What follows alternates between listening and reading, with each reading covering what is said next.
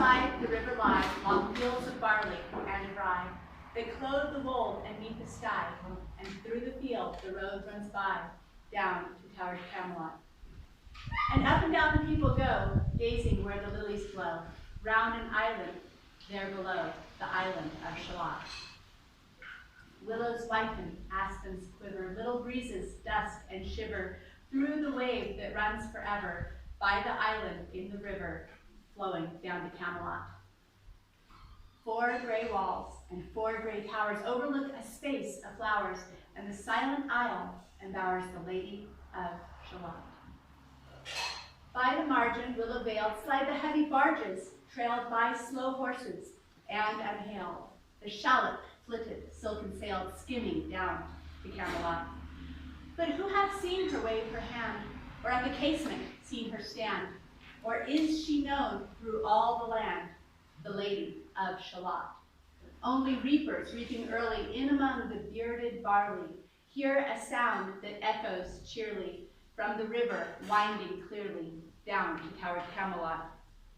And by the moon, the reaper weary piling sheaves in uplands airy, listening whispers, "'Tis the fairy Lady of Shalott." There she weaves by night and day a magic web with colors gay. She has heard a whisper say, a curse is on her if she stay to look down to Camelot. She knows not what the curse may be, and so she weaveth steadily, and little other care hath she, the Lady of Shalott. And moving through a mirror clear that hangs before her all the year, shadows of the world appear. There she sees the highway near winding down to Camelot. There the river eddy whirls, and there the surly village churls, and the red cloaks of market girls pass onward from Shalott. Sometimes a troop of damsels glad, an abbot on an ambling pad, sometimes a curly shepherd lad, or long-haired page in crimson clad, goes by to towered Camelot. And sometimes through the mirror blue the knights come riding 2 and 2. She hath no loyal knight and true, the Lady of Shalott. But in her web she still delights to weave the mirror's magic sights, for often through the silent nights, a funeral with plumes and lights and music went to Camelot. Or when the moon was overhead, came 2 lovers lately wed, and half-sick shadows said the Lady of Shalott. A bow shot from her bower eaves, he rode between the barley sheaves. The sun came dazzling through the leaves and flamed upon the brazen greaves of bold Sir Lancelot. A Red Cross knight forever kneeled to a lady in his shield that sparkled in the yellow field beside remote Shalott. The gemmy bridle glittered free, like to some branch of stars we see hung in the golden galaxy. The bridal bells rang merrily as he rode down to Camelot. And from his blazoned baldric slung, a mighty silver bugle hung, and as he rode his armor rung beside remote Shalott.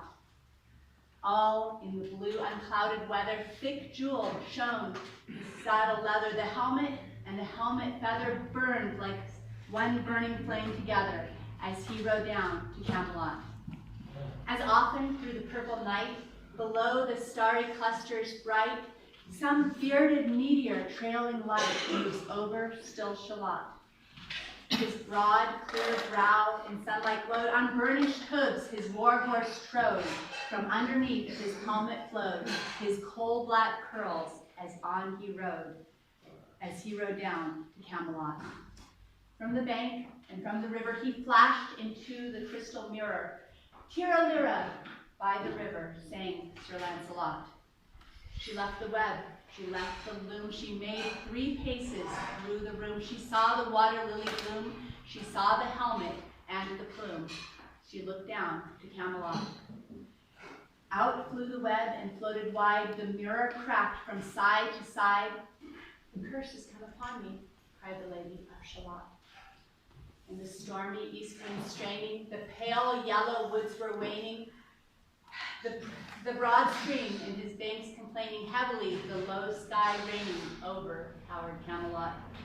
Down she came and found a boat beneath a willow left afloat, and round about the prow she wrote, the Lady of Shalott.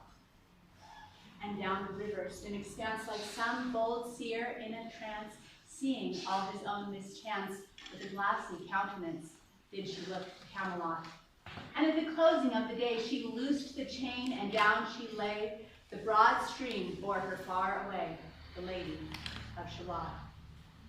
Lying clothed in snowy white that loosely flew to left and right, the leaves upon her falling light, through the noises of the night, she floated down to Camelot.